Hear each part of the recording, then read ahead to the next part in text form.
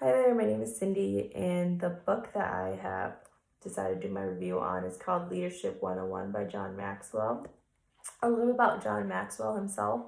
He is pretty well known within the business and leadership industry. He was identified as the number one in business within the American Management Association. So he's pretty well known across the world.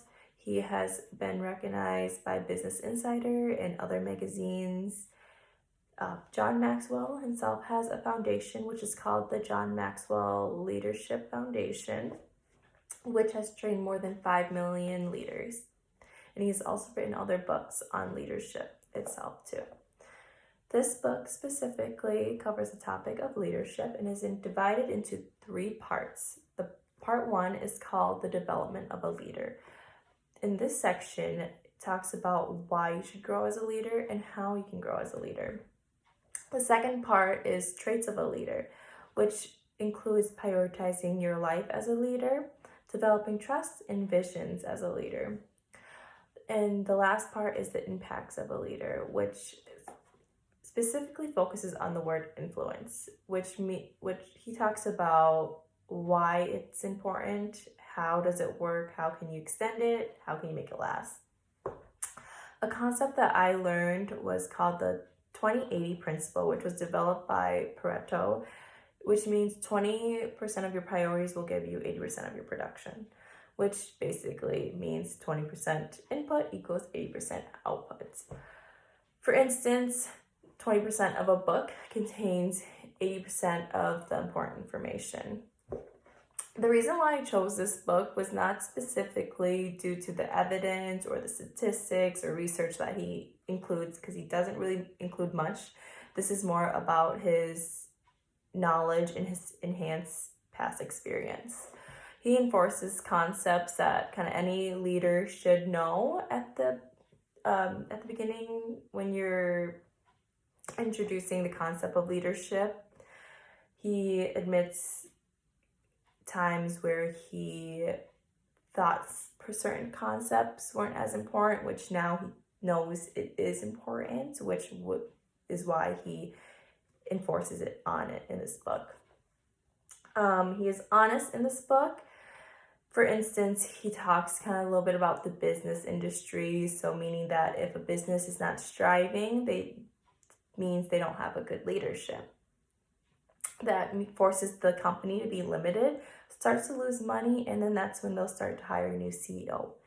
This is kind of the same concept as sports. With sports, if a team starts losing, they'll look at their coach.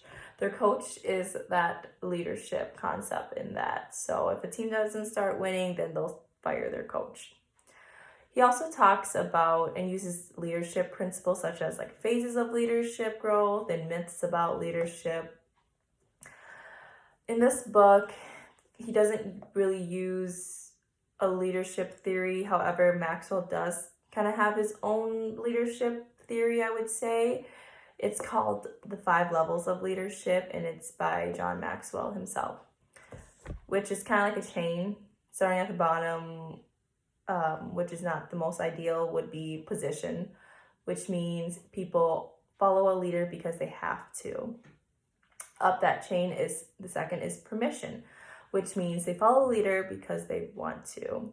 And third, production, meaning that they follow because of what a leader has done for an organization. And the fourth is people development, meaning people following a leader because of what they have done for them, for the people.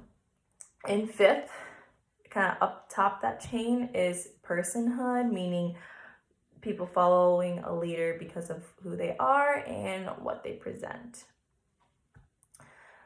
Nursing itself is not implied in this book at all. However, while I was reading this book, I was using some of the concepts and relating it back to nursing. For instance, the 20-80 principle. As a nurse manager, you're going to ask 20% of your top workers to do the on-job training for the rest. For instance, this could be like precepting, education committees.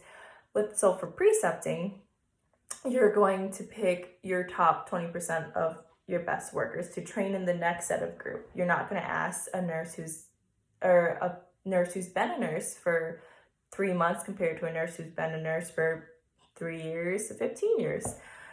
Those people have more experience, more knowledge, and etc. That same goes with committees or education. So you kind of want to pick your best to train the next. Leadership concepts that were noted in this book that could be applied to nursing would kind of be like the levels of leadership that I mentioned earlier. In this book, Maxwell mentions that leadership begins with the heart and not the head, meaning that people don't care how much you know until they know how much you care. Having that said, you have to look at the followers' needs and desires. For instance, coworkers and managers will get to know one another, or one will get to know you to know what your needs and desires are. For instance, I noticed that when I start a new floor, they always have me fill out a get to know me, or on my yearly reviews, my nurse manager will have me write a goal for the next year. Then we'll come back the following year and see if I've accomplished that. And if not, how can he or she help me accomplish it? So with that being said, another example would be your charge nurse checking on you throughout your shift, making sure you have what you need and what you need to get done still. Another information that I thought would be good to utilize to help improve leadership ability at a workplace environment is how to earn trust and respect. All nurses are leaders, whether that would be for other nurses, nursing students, or nursing assistants. We're all leaders, we're all educators. That's one of our many roles as a nurse. So Maxwell talks about how to earn respect too, and trust, because once you earn respect, you earn trust. Examples that he gave would be making sound decisions. So for instance, knowing that for a behavioral safety plan, making sure that you stick to that plan and that you don't kind of like sugarcoat or let things slide. And another rule another way to earn respect that he mentions is admitting mistakes. We're human. We all make mistakes. It's just owning up to it is when you earn trust and respect from one another. Another concept he talks about is putting what's best for an organization ahead of your personal agendas. So for instance, leaving your personal life at home and not bringing that to work. We're all, as nurses, we're all here for one main thing, patient safety, etc. One main thing that I like to mention that Maxwell does mention in his book is that, which is pretty simple, but trust is the foundation of leadership.